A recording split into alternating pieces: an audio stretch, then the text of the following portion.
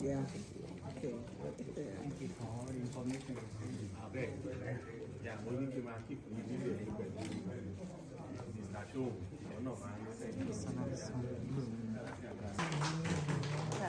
Kábíyèsí o, àdúpẹ́ o, àdúpẹ́ oore, àdúpẹ́ àyẹ́sí, ẹ̀yin náà pẹ́ fún wa o, ẹ ṣé fún olórí, àdúpẹ́ o, princess, àdúpẹ́ o, ẹ pẹ́ fún wa o, ọmọọba Ejimi, ẹ̀yin náà ṣé o, àdúpẹ́ fún gbogbo àwọn tó wà bí o, ẹ̀ẹ́dẹ̀lẹ́ láyọ̀, àdẹ̀lẹ́ báre, àrìnàkórè, àkòyà ibi o, ẹ ṣé o, àdẹ̀dúpẹ́ lọ́wọ́ gbogbo àwọn tó wá pín pẹ̀lú wa nírọ̀lẹ́ láti yẹ ọba sí. We thank you very much. God bless you in all things. Amen.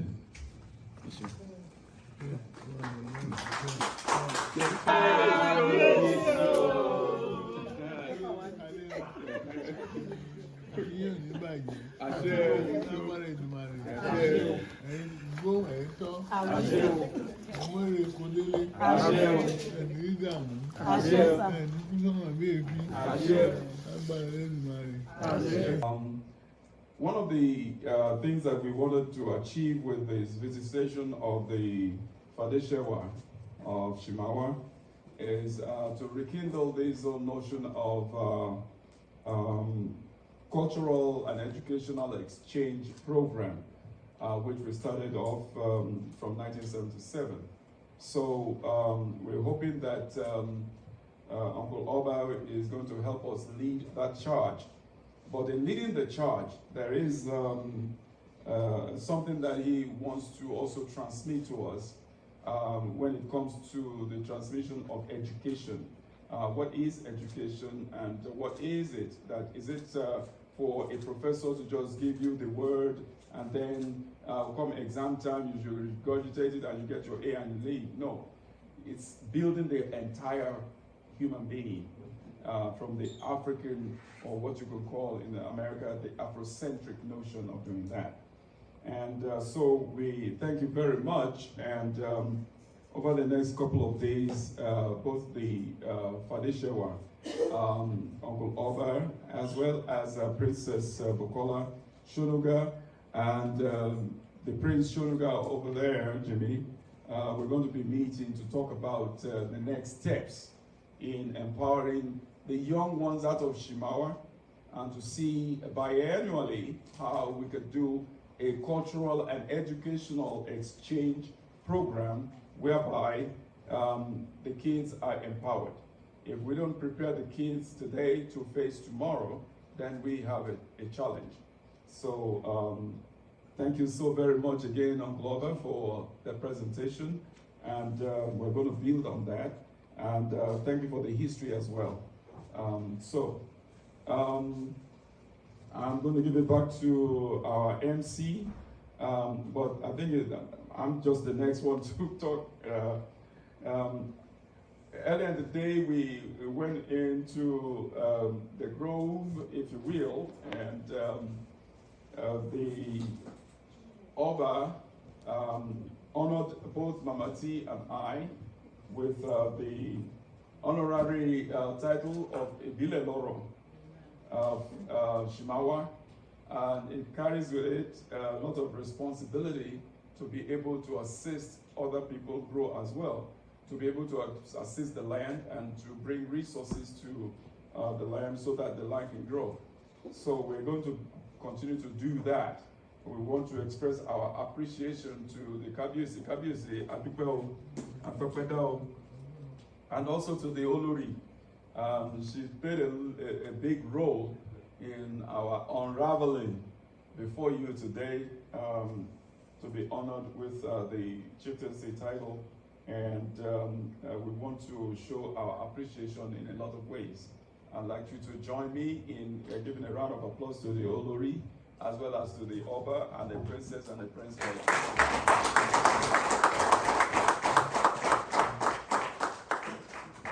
Thank you very much. And so, without much ado, as soon as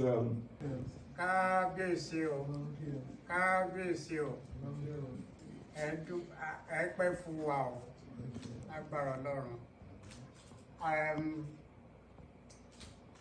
just want to take this opportunity to thank everybody here.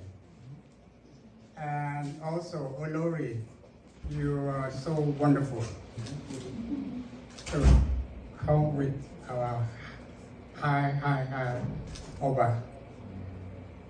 And the princess, I really thank you too. You said everything so eloquently. You are very correct. And I sincerely agree with everything you said about us in diaspora. I've been here since 1965. And I know the feeling, and I know how it is. But your words of inspiration really inspire some of us to go back home. So thank you very much. I want to thank Dr. Chaka. You are really great. Thank you for promoting our culture in San Francisco. You've done so much. No, this is for almost 30 plus years now. We really love you. We like you so much. Same thing with NCC. And also, I didn't know I was going to speak today until I look at the, I'm going back to the, until I look at the brochure. And I said, oh my God. Kola called me a couple of days ago. He said, we want you to come and meet Oba. And you know, when Kola called you, you have to say how high. So I have to persuade my wife to come. So we really love Kola, what you have done. I call him Sir Kola Thomas. I've known him for many years, just like my brother. We've done so many things together. We've been to Atlanta to welcome Obasanjo. We were so impressed about what he did that time, not today. We're also very impressed about Kola. We did rally around together to work for Abiola when he was running for presidency. And Kola is such a very nice guy, very nice man. He knows how to bring the words out, teaching our people Yoruba. It's really incredible. And also his wife. So I'm so happy for you for confining the chieftaincy today. This is really incredible. Overdue. And you beat me to it. He told me about you that you happen to know my chief of my, king of my village, the late Oba Oni, Shola Oni, my childhood friend. I've already talked to him several times that, I have somebody in San Francisco that I really want you to think about him. Unfortunately, he died about 3 years ago. He was my very good childhood friend.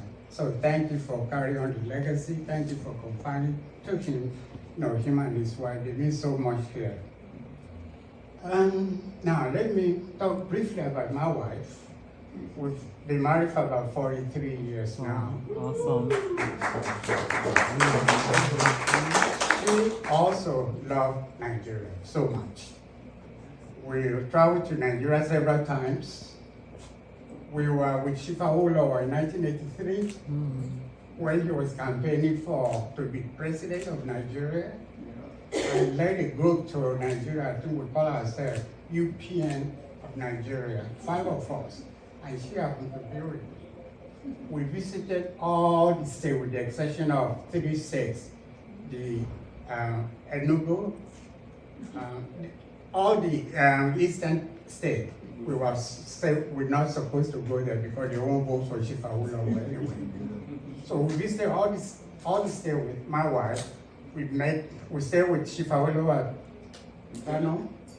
He was asking, what state of origin are you? I said, I'm from Ogun State. He said, oh, okay. Who is this? I said, this is my wife. Oh, so anyway, so we were with Shifa Olowo for several days. And also we went to Ogun State with Shifa Debi and things like that. So thank you for everything that you've always been there with me, and we really appreciate it. We are four 4 children together, and they're all doing great. So again, thank you very much for everything today. You guys are so wonderful. Thank you. God bless you. Now I will let her speak. Oh, by the way, 10 years ago, we were made chief by my very, very good friend, Oba Sholaodi. He confined to us the Boba Tulu of the Mashai Kingdom. And also he made her the Yeye Boba Tulu of the Mashai Kingdom. So, Say Dadani. I can't go much further than that.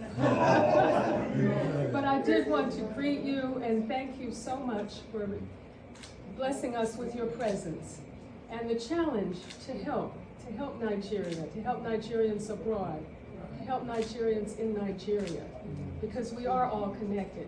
I was so surprised when I did my ancestry DNA and discovered that my biggest percentage of origin was Nigeria. I love that. And you know, that spirit, as you mentioned, is there, has been there. I went to Nigeria before FASTAC, before I met Dr. Toye Moses.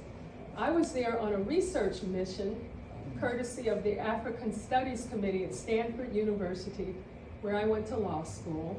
And as a result of my research into African art and how it was taken during colonial wars to Europe and how Africa was denuded of its culture, I went to Europe to look at the situation in the British Museum, and from there I was invited to a cultural conference in Accra, a UNESCO conference on cultural policies in Africa, and I met African leaders from all over. I was invited by Ekpo Eyo, the director of the museums in Lagos at that time, you know the name? Yes. To come to Nigeria, and he sent me on a tour around the country to look at the situation in Benin and Oshobo and other places. And so I was deeply involved with Nigerian culture and with the whole question of exploitation. And who are we if other people own our culture? And that is the same question that we have today in these United States and across the world, to embed our culture in our young people so that we have pride, we have connection, and we know who we are. Some of us are so lost, but we have an opportunity to resurrect the dream, and I feel it in this room. I feel it with all of you. After I got back, and I worked at Stanford for a while in the African Studies department, and went to FESTAC, and I don't think I knew you then. I met you later through Nansisi and Ray Richardson when I was recruited to teach constitutional law and Black community at the Black Studies Department in San Francisco State.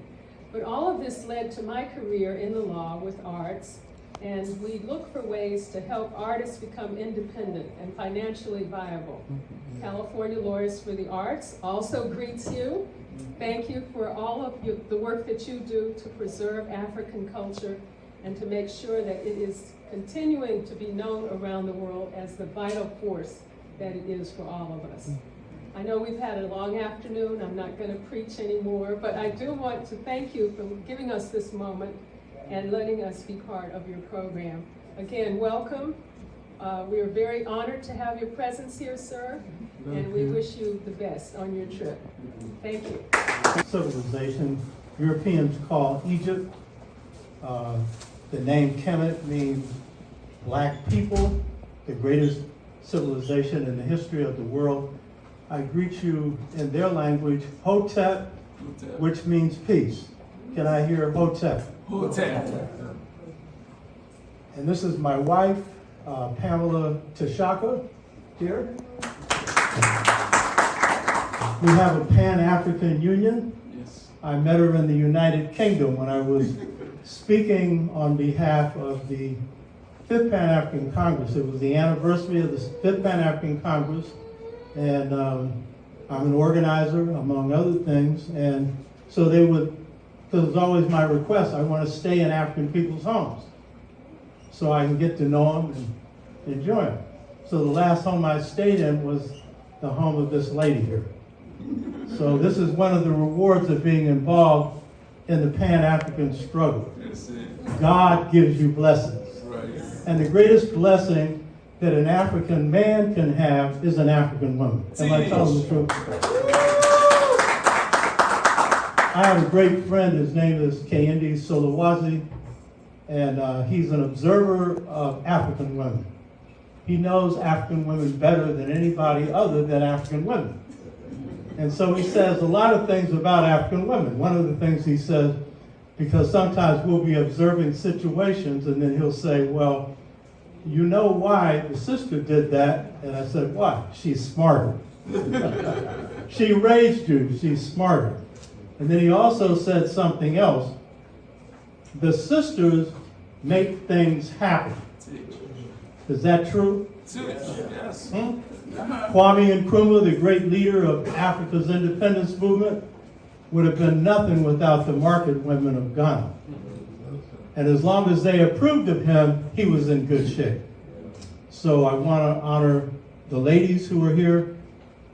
When the African woman is empowered fully in Africa, in America, in the Caribbean, in South America, in Europe, in Asia, in the South Pacific, because Africans are in all those places, then African men, African children, our African elders will be free.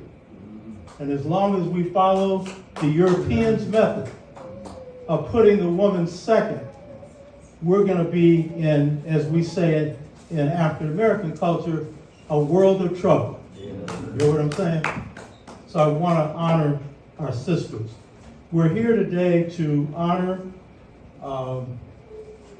Oba Benga Sonuga, who's an old friend. We met over 30 years ago in Lagos. And he was a very kind person and is today. And received me as a representative of Wajumbi Culture Organization and Pan-African Peoples Organization. So I want to say welcome. And we honor you, and we also honor your character, a good man. Your wife and the princess who is with you. See, wise man is always measured by the women he's surrounded by. You see these beautiful ladies here? Wise man.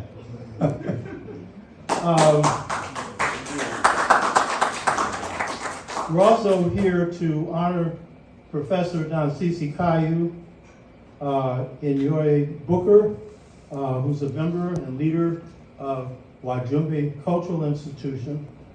And I want to also honor the person who opened this, Ifeyemi, Araba Ifeyemi, who is my Babalawo, introduced to me by Nansisi Kayu. And I can say that I am alive because of my Babalawo, Araba Ifeyemi. One of the greatest diviners around. Of course, I know a lot of you don't want to hear this because I know you have a lot of great diviners. But this one is a master of masters, and Araba, the second highest office of a Yoruba priest. So what I want to speak to is the common unity that Africans share, both Africans in the West, African Americans in this country, which I call New Africans, the Caribbean, South America, and the diaspora, and Africans on the continent.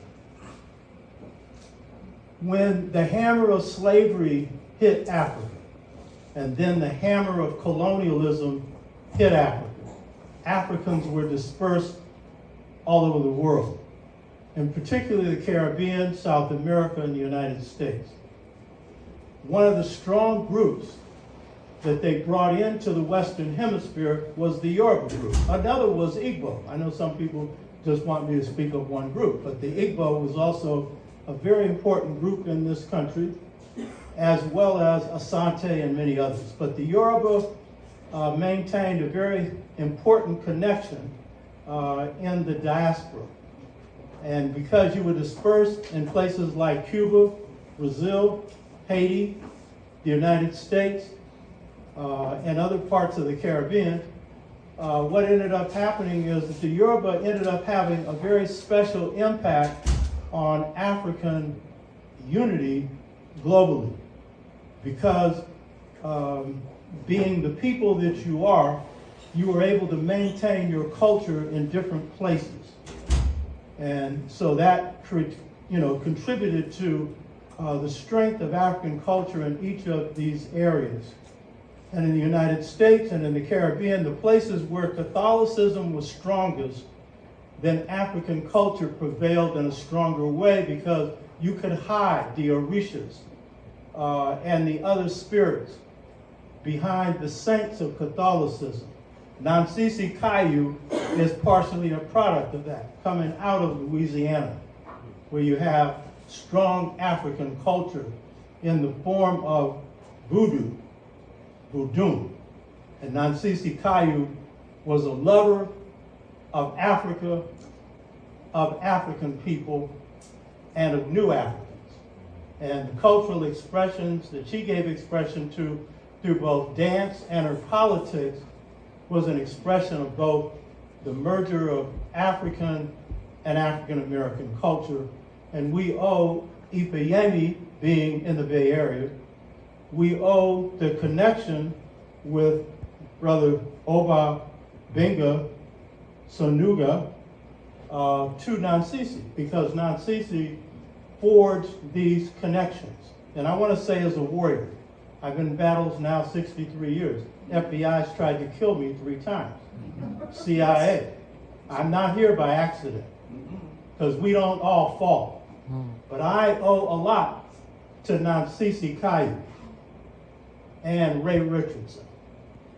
When they were trying, I've been married 2 times, and the first time I married in '69, I had been a full-time organizer. Broke, because when you're in the Black Freedom Movement, you don't get paid. And that was a good thing. Our leaders need to learn.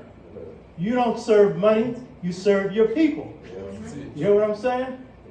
And so they saw I was married and I had no job. And so the women got together and decided this man needs a job.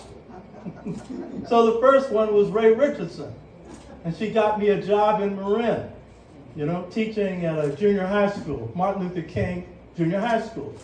And after a year, because I didn't have a teaching credential, the superintendent, who she was an advisor to, Ray Richardson, co-owner of Marcus Bookstore, one of the mothers of our movement and our people in this area, along with Julian Richardson, who was a teacher in our community. People like Dr. Wade Nobles, Dr. Asa Hilliard sat at his feet. Marcus Bookstore was the university of the black community here before there was black studies. And so the first person that got me a job was Ray Richardson. And then when they're going to get me a provisional teaching credential, the FBI came in and filed a 17-page report and said, deny this man a teaching credential because he's a criminal. A criminal in the fight for my people. Now, I could have won that, but the Spirit told me, don't fight this. It's the only fight I never fought. You know what I mean? The Spirit said no. Always follow the Spirit. Am I telling the truth? Yes. Go ahead. So guess what happens next? We're having, it's an organization, Pan-African People's Organization, that I've been in now since 1966. We operate a school, African Children's Advanced Learning Center. It's been in operation 51 years. 98% of our students go to college. 50% get scholarships, and all of them come out African. Do you hear that? That's not an easy thing to do in America, where they're trying to brainwash you. So what happens is, again, I'm out of work. Of course, I got another job.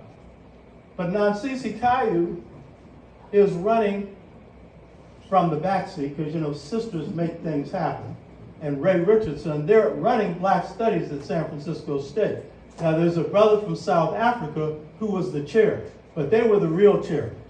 Y'all know what I'm talking about? Those of you who are in the church, the sisters run the church.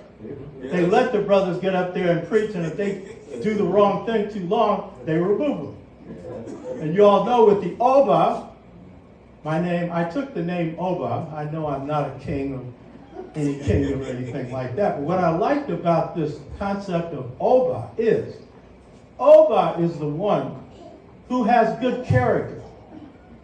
Oba is the one who is picked to be Oba, but is subject to a council. And it's oftentimes, I know among the Yoruba people, you have the eldest man and eldest woman who's wise that recommend the Oba. What I really liked about the Oba is this, that when he got into office, he had to follow the consensus of his council. He was not in charge of his people. And when he failed to do it, 3 times he got noticed in traditional times.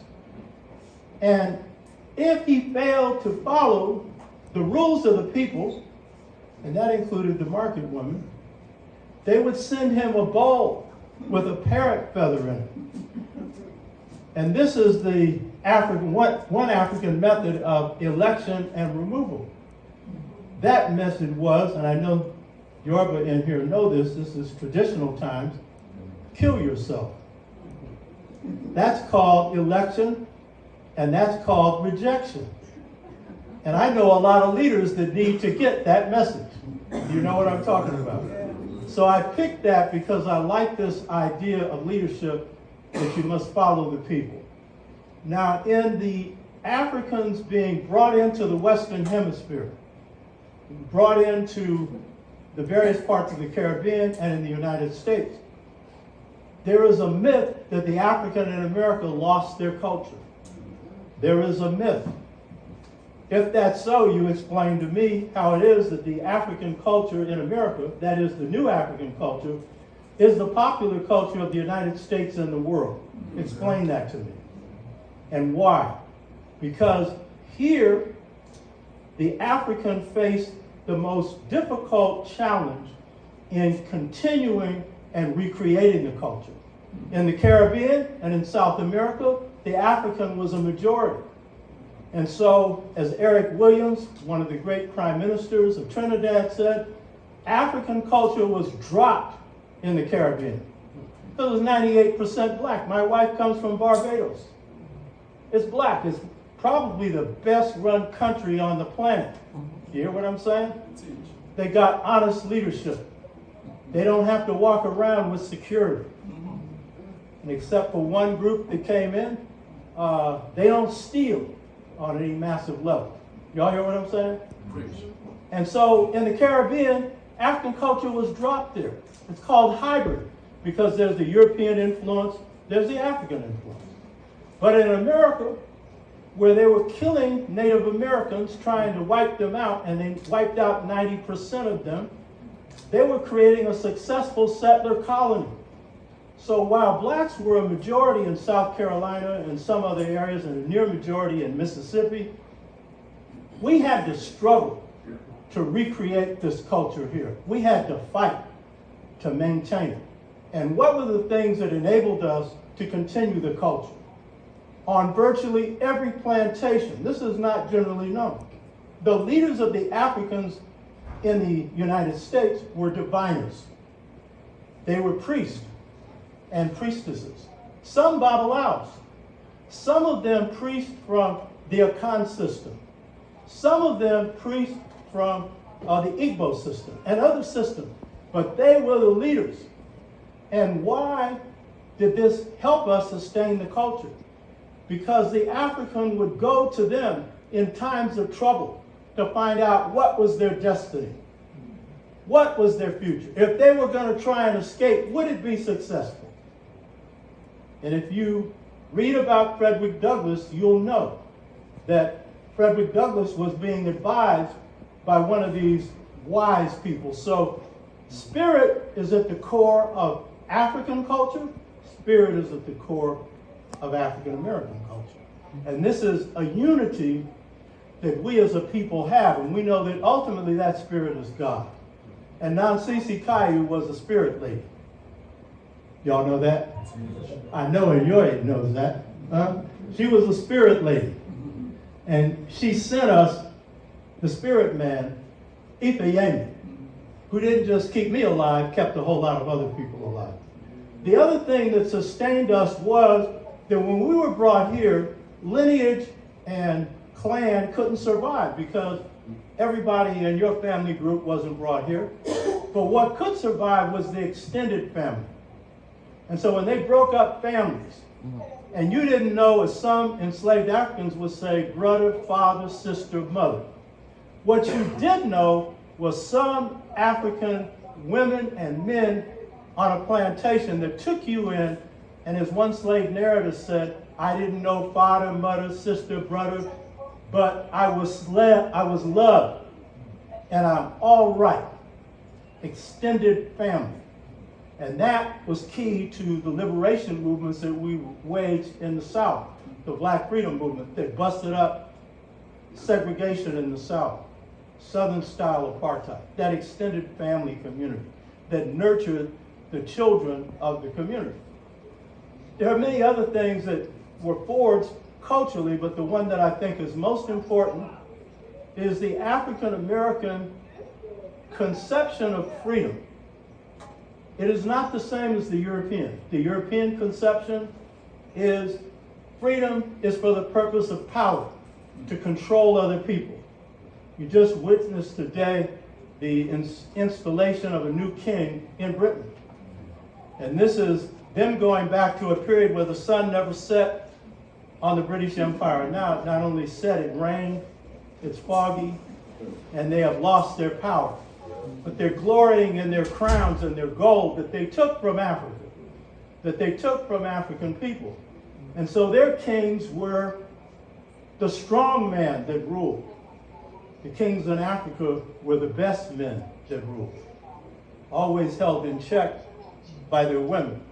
So these were some features and many others, but the key point about the drive for freedom is the African in America had to draw on special resources to recreate this culture here, and those resources led to what we call improvisation as a cardinal feature of our culture, creating on the spur of the moment.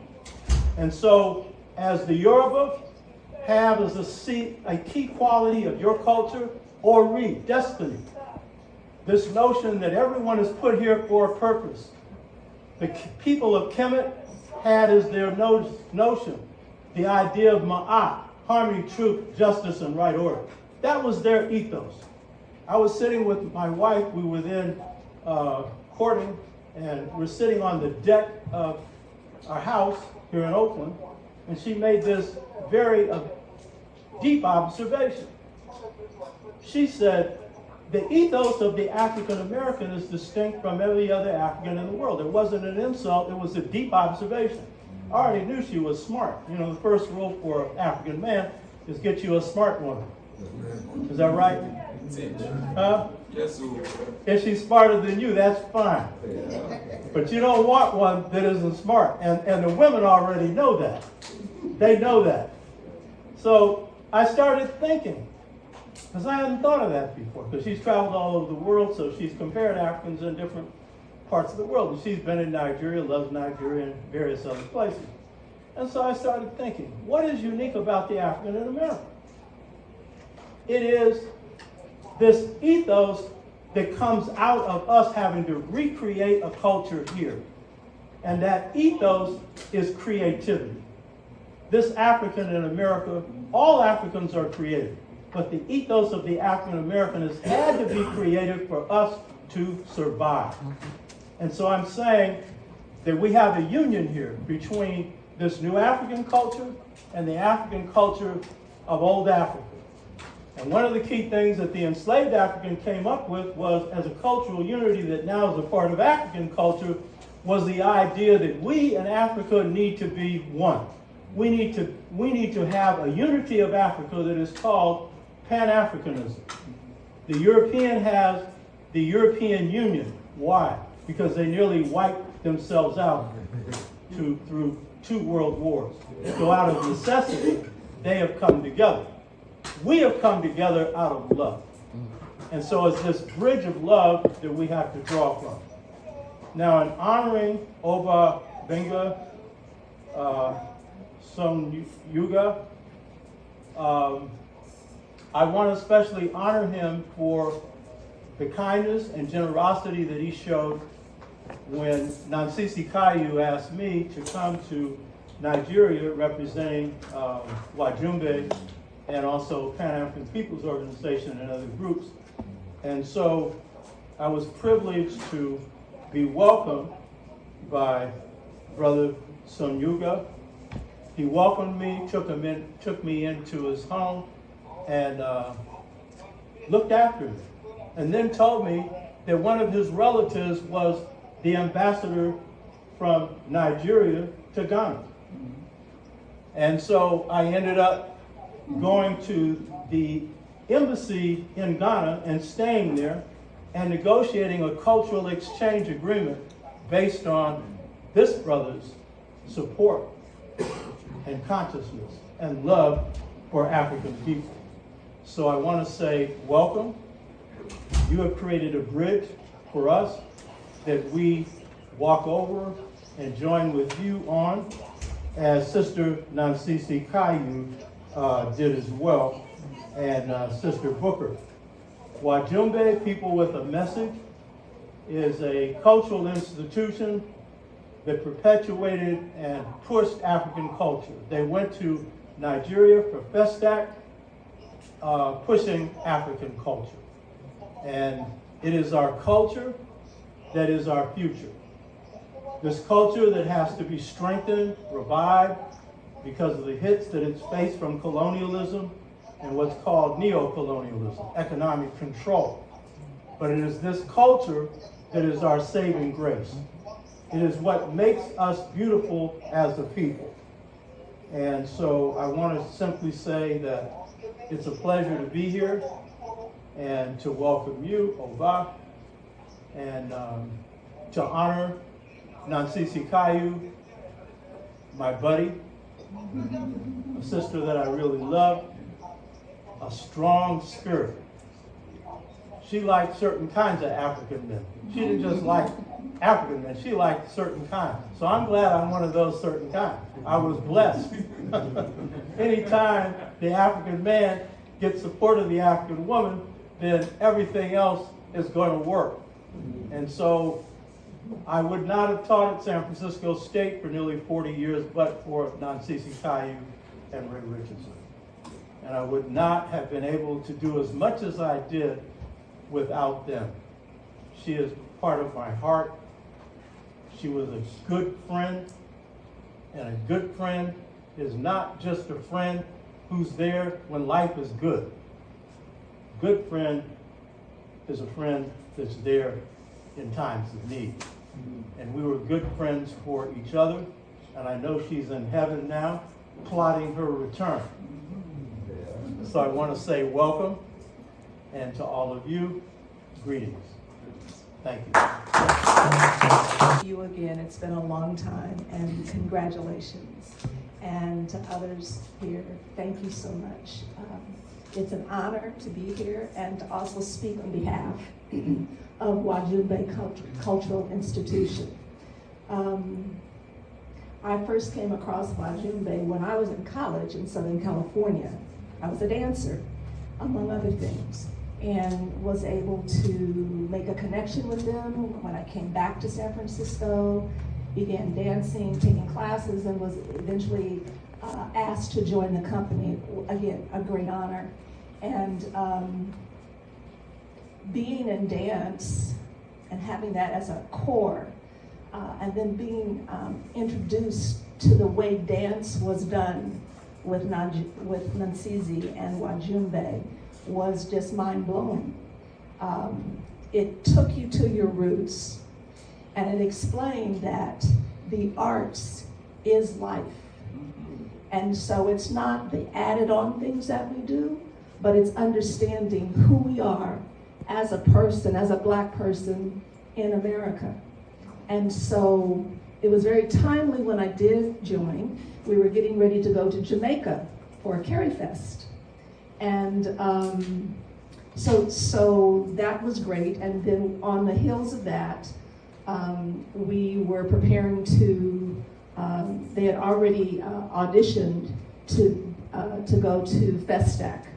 And Festac had been postponed for a while. The original one had been done earlier, and then the one for Nigeria had been postponed, and so it was reset. And so luckily I was there to be able to be a part of that. And took a lot of work. And I remember and to go to Festac, they had divided the United States into two groups. One group would go at the beginning, the opening, and be there for several weeks. And then another group from all across the United States would go for the ending. So we were in the ending group.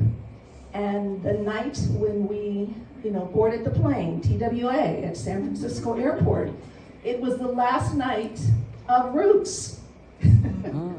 And Roots was a big thing because we had never seen anything like that. Alex Haley's Roots being televised.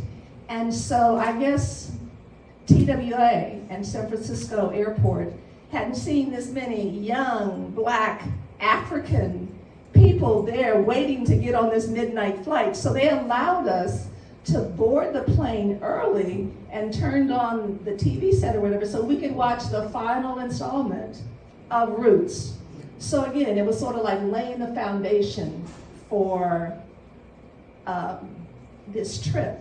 And also, we did a lot of studying before going. We were able to, and again, Nansisi was able to connect us with so many very important people who helped us to understand and really give us our teaching about who we are as a people and that our lives didn't just start here in America through slavery. And so the whole experience in Nigeria was wonderful, and I think that was probably when we first met you. But it was a whirlwind and such an exciting opportunity to see so many Black people from all over the world who looked like Cousin Pookie down the street or Auntie Pam. You saw people who looked like you, but when you got to them, they spoke a totally different language. I know I was followed all the time, and people thought I was from Ethiopia or Eritrea or Somalia, and so I said, okay, well, that must be my tribe. And to this day, people still do that, so that must be my tribe. But just the eye-opening of what we were able to experience with that, such a wonderful opportunity. And so from that, Nansisi continued to provide the education, to provide the opportunities to speak to so many important people, and began this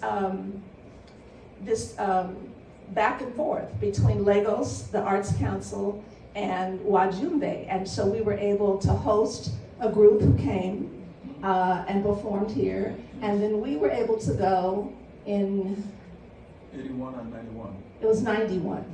Because I was able to take my daughter, who at that time was 8 years old. So she was our youngest member in our contingent of 32 people. Yes. And again, a wonderful opportunity. And upon going for this trip, and it had multiple purposes, not only to perform, but we were also talking about our economic development that was going to coordinate Africa and the United States. So it just so happened, before leaving New York on that trip, Nansisi was sidelined and had to remain behind. So because I was president of the board, I had to step in, or try to step into her shoes. And so when we landed immediately, and it was the press conferences and all of this. Now I had promised my 8-year-old daughter, oh baby, we're gonna be together. I'm not dancing this trip. I'm part of the education part and the economic part. Little did we know, as soon as we got there, she was swooped off, I think you did that, to your family, while we took care of all of the press conferences and the different meetings. We didn't have cell phones back then. So I was worried, but I also knew that my daughter was with family and was in good hands. Yes. So we finally met up, and we did our part. And again, she was separated from me and was able, because I had to go to the University of Lagos to participate in the educational component, and the rest of the group, the performers, went to Benin. Benin, right? Benin, yes. So they took my daughter, and she was fine by that time. Right. But she came back with stories about how she got to play with the children of the king there, Yes. and they had just the run of the palace and just all of these great memories. Right. And so again, I thank you for accepting my daughter and building in her this opportunity, this lifelong opportunity. And so from there, she's become a world traveler. She did some of her study in high school in Ghana. In college, she did some of her study in Morocco, where she lived there for a while. And then she also hosted other high school group students to go back. And so she's been all over the world. And I really, thank the opportunity of the 91 trip and opening that door. But also with that, having her come into our rehearsals and our shows and really understanding what it means to be Black. And especially a Black woman in America, but also the world. And so she's a force to be reckoned with.